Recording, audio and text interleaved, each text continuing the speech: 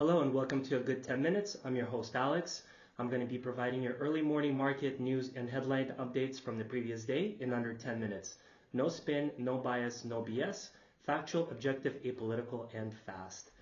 First of all, we are on the precipice of yet another State of the Union address, which is happening tonight.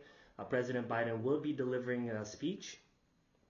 If you're curious how long the speech usually takes, last year Biden's address ran for 1 hour and 13 minutes. But the record goes to Bill Clinton in the year 2000 when he delivered a speech that was 1 hour and 25 minutes long and contained 9,190 words, which is more than 18 single-spaced pages. On to market updates. Stocks rose yesterday as investors watched Jerome Powell tell lawmakers that he still expects to cut interest rates this year, just not right away. They'll keep their eyes peeled again, though, as Jay Powell spends a second day talking to Congress. A good day yesterday for the market. Nasdaq up 58 basis points, S&P 51 basis points, and Dow up 20 basis points. Bitcoin had another strong day yesterday, inching closer to its all-time high again of 69,000, and it sits currently at 66,325. Our stock highlight of the day is NYCB, which is New York Community Bank Corp. This is a regional bank that was facing some serious issues and has been down tremendously so far this year. Yesterday, it fell 40% before soaring back up by 7.45% after announcing it's getting a $1 billion investment from ex-Treasury Secretary Steven Mnuchin's firm. So it looks like NYCB will see another day, and we get an opportunity to to see what happens with the NYCB ticker. So keep your eyes peeled for that interesting stock. If you're a cost-conscious flyer, things are about to get a lot more difficult for you.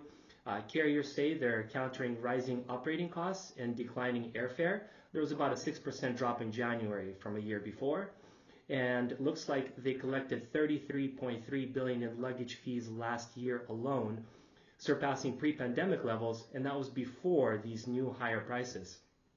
Delta said it's bumping its checked bag fee by $5 to now $35 for the first checked bag and a whopping $45 for the second. American Airlines made a similar decision at the end of February and also increased the cost of checking your first bag by $10. But good news, it cut the fee on slightly overweight bags from $100 to $30. United, JetBlue, and Alaskan Airlines also issued $5 increases to existing bag fees. Southwest, the biggest domestic U.S. carrier by passengers, is the only major airline that still provides flyers with 2 free checked bags, but it's still cracking down on extra carry-on items. Southwest is starting to make passengers condense their belongings, though, including common items like fanny packs and shopping bags into strictly 2 carry-ons at the end of last month, after an internal memo to gate agents highlighted ancillary crossbody purses, pillows, and blankets as violations of the 2-bag rule, according to the Wall Street Journal. Delta, United, and American customers have also recently had to squeeze small items into larger bags. So, again, getting more expensive to fly. Let's move on to some political updates. Nikki Haley drops out of the presidential race, delivering a concession speech yesterday at 10 a.m. Eastern Standard Time. After getting L's in every state beside Vermont on Super Tuesday, the former South Carolina governor suspended her campaign, all but ensuring a Trump-Biden rematch in November.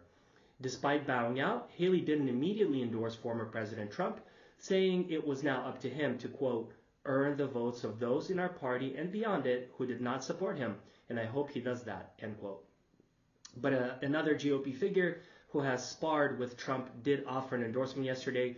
That's Senator Majority Leader Mitch McConnell, who, by the way, is retiring in November. He threw his support to the former president, despite having said harsh words in the past about the alleged insurrection that occurred on January 6th. All right, OpenAI makes Elon Musk's email public, saying it would seek the dismissal of Musk's lawsuit, accusing it of straying from its mission by seeking profits over benefiting humanity. OpenAI published a blog post containing emails Musk allegedly sent while still involved with the organization, which, by the way, he co-founded in 2018. The post claims Musk actually wanted to shift OpenAI to a for-profit model with himself as CEO, saying billions of dollars were needed to compete with Google, and that he suggested merging it with his company Tesla. Separately, after reports circulated that he met with Donald Trump, Musk said he wasn't donating to either Trump or Biden. Watered-down climate disclosure rules for businesses approved.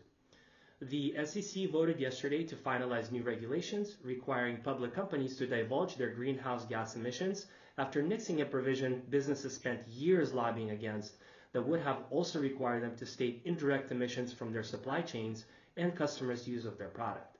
But even the weakened rules face an uphill battle. 10 states have already filed a legal challenge to them, and others are likely to follow. The rules have been a political flashpoint, with the Biden administration saying they're necessary to fight climate change and Republicans and business groups saying they're out of scope of the agency's authority. All right, well, on to some additional news here today. We're going to look at some key performance indicators. You might not be able to tell from the basketball shorts, but Adam Sandler is making bank. The comedian was the highest paid actor of 2023, raking in $73 million according to a list released by Forbes yesterday. The star signed a $250 million deal with Netflix in 2014, which got renewed in 2020, and has produced movies like You're Not So Invited to My Bat Mitzvah for the streamer. With the new movies and most of his old hits available on the service, Netflix subscribers logged more than 500 million hours watching Sandler flicks in the first half of the year alone. And Billy Madison trumps even Barbenheimer. Margot Robbie came in at number 2. The top 5 was rounded out by Tom Cruise, Ryan Gosling, and Matt Damon. So some big bucks still being spent in Hollywood. Really quick additional updates here from yesterday.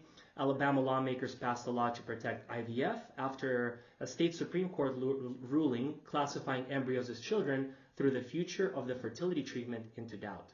So some updates there. The armorer for the movie Rust was found guilty of involuntary manslaughter in the fatal shooting involving Alec Baldwin on set.